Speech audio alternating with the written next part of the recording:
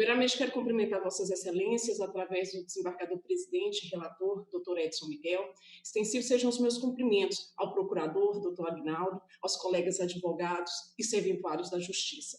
Conforme trago na relatoria, o habeas corpus é em favor do paciente Renato Helenildo. Ele encontra-se preso preventivamente porque, supostamente, no dia 5 de dezembro de 2020, ele teria participado do ilícito penal de homicídio da vítima Laurenci e das tentativas contra Sônia e Stephanie. Consta nos autos que o paciente teria prestado auxílio a Jonathan, ex-companheiro de Stephanie, atuando como motorista da caminhonete que teria levado Jonathan até o local dos fatos, sendo que lá, sozinho, Jonathan entrou na residência e praticou os crimes. Após o comparecimento espontâneo de Renato na delegacia de polícia, fora decretada sua prisão temporária. E em 8 de janeiro de 2021, fora decretada, então, a sua prisão preventiva.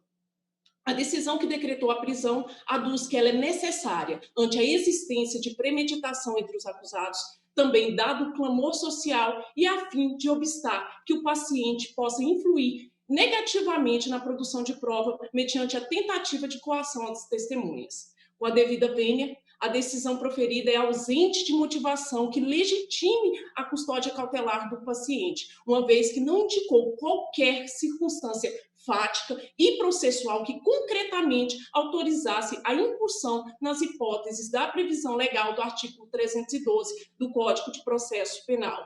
É pacífico o entendimento que a decisão que decreta a prisão do agente no intuito de resguardar a ordem pública deve demonstrar sólidas evidências do real perigo que causaria à sociedade a soltura do indivíduo, não bastando hipóteses ou conjecturas quanto à gravidade do crime. Além do que, a afirmação no decreto que o modus operandi do delito aponta para a existência de premeditação entre os acusados não basta e também não deveria bastar para privar alguém cautelarmente da sua liberdade. A autoria do crime e a existência ou não de premeditação serão julgados pelo tribunal do júri após instrução probatória. Não cabe, nesse momento inicial dos autos, logo após ofertada a denúncia, o julgamento desses fatos. No mais, a natureza do crime, a sua gravidade, não podem ser utilizados como fundamento para manter segregada a pessoa, tampouco para resguardar os mecanismos de repressão à delinquência. O direito penal, como última ratio, ele elege as condutas mais lesivas à sociedade para tipificá-las como delitos. Portanto, todos os atos tipificados como crimes são graves. Entretanto, apenas a aparência de tipicidade do acontecimento penal ou tão somente a gravidade do tipo penal em análise não é o bastante para legitimar a mais incisiva intervenção no direito de ir e vir do paciente, porque não fica definido o efetivo e ponderável risco que ele representa para os bens protegidos do artigo 312 do Código de Processo Penal.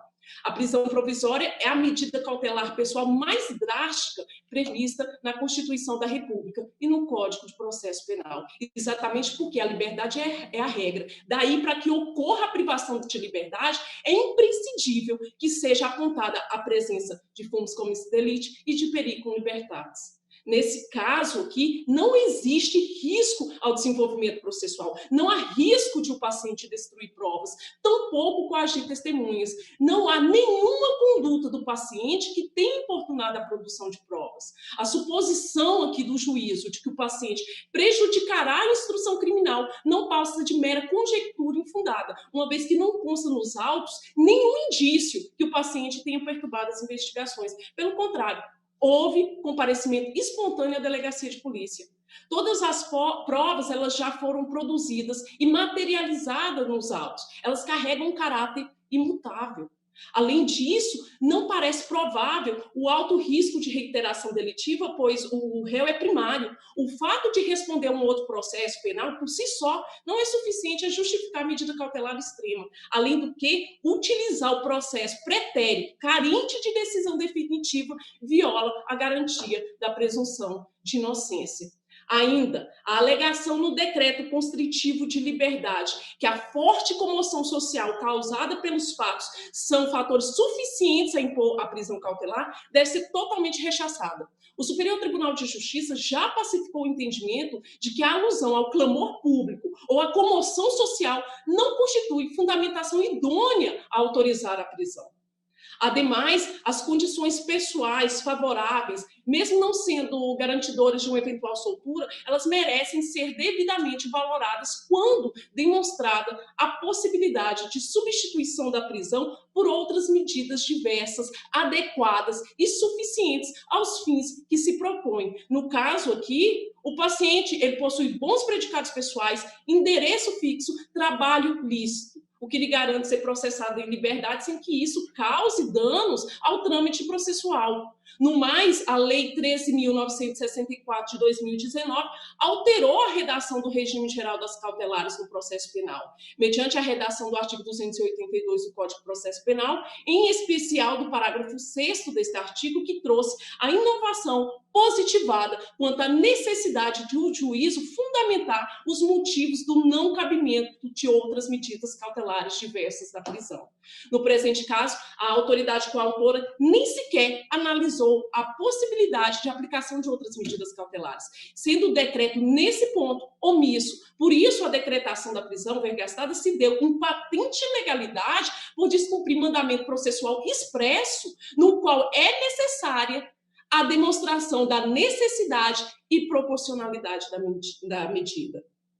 Já que no que se refere à instrumentalidade, cabe aqui um questionamento. Existe necessidade e utilidade para o processo ou para a produção de prova a manutenção da prisão do paciente? A resposta é não, não existe. Quanto ao critério da necessidade, contido no teor do artigo 282 do Código de Processo Penal, também resta-se fulminado face à demonstração inequívoca da suficiência da aplicação das medidas cautelares, no qual bastaria a medida restritiva de contato com a vítima, com as testemunhas, o uso da tornozeleira eletrônica, todas são medidas suficientes que preservam com rigidez o binômio necessidade versus adequação como critério da imposição da medida cautelar no âmbito do processo penal.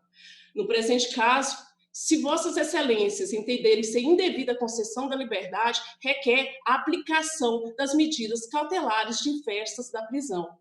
Dessa forma, doutos julgadores, eu encerro aqui buscando o conhecimento e a concessão do presente remédio constitucional com a expedição do alvará de soltura.